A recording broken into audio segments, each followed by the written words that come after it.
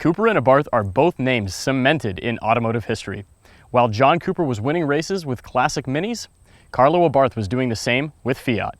Decades later, these two names have a pedigree in Europe that is similar to the names Shelby and Mopar over here. So it shouldn't come as any surprise to find their names associated with the latest in performance technology from both Fiat and Mini. So which one of these two retro-inspired hot hatches is the best? It is time to find out.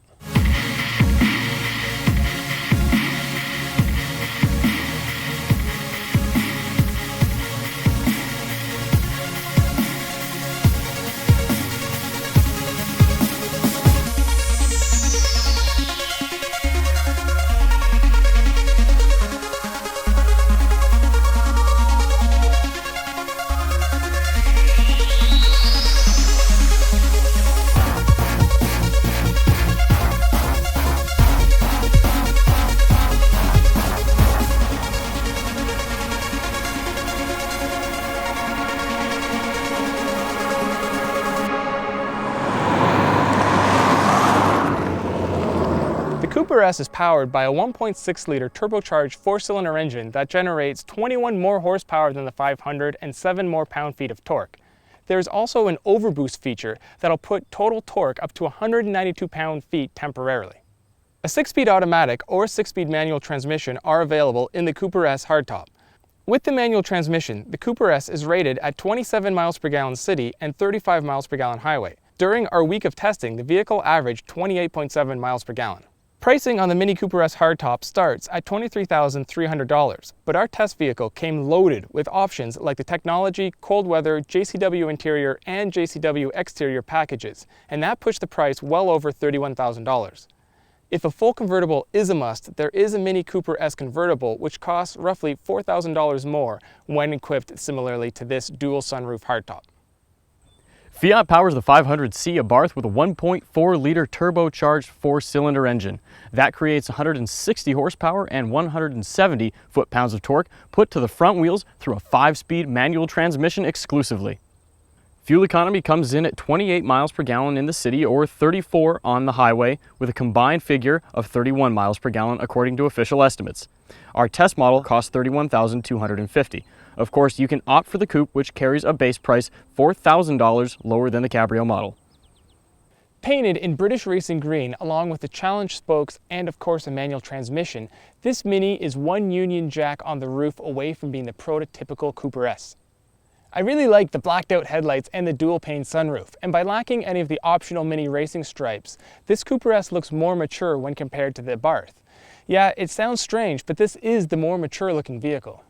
Our Mini also has the JCW exterior package, which adds a lot of style to the outside, like the side skirts and the spoiler, but it also adds a lot of price.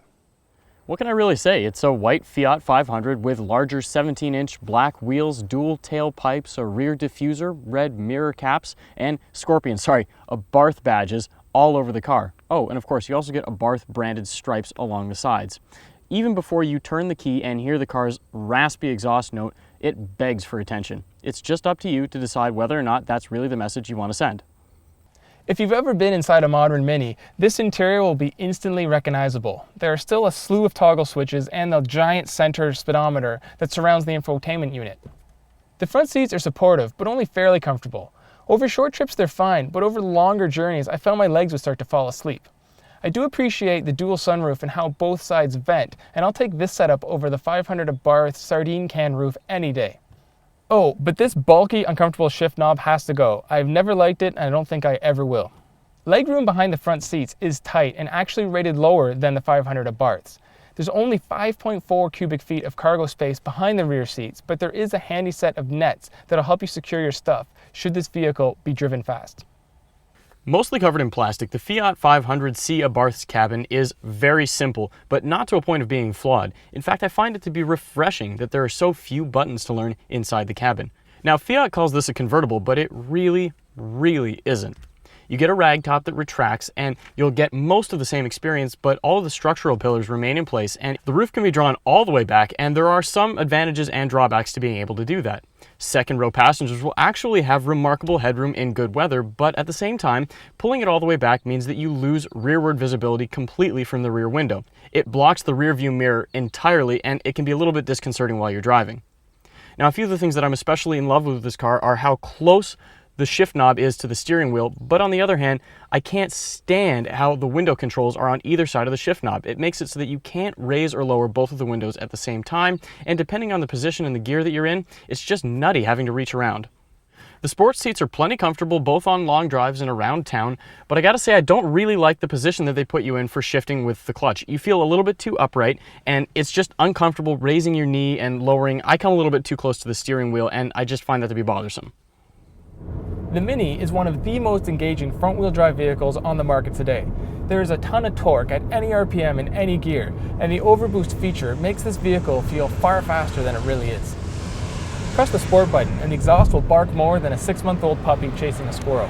If you time a 1-2 shift perfectly, it will emit such a loud pop that other drivers will be looking around to see what just hit their car. The pedals in the Cooper S are also placed far better for heel-toe shifting than they are in the Abarth. Being a Mini, the steering on this vehicle is razor sharp, and the car handles without any of the drama of the tippy Abarth. The downside to all this handling prowess is, of course, a stiff suspension, and like any Mini Cooper, this has a kidney-busting ride.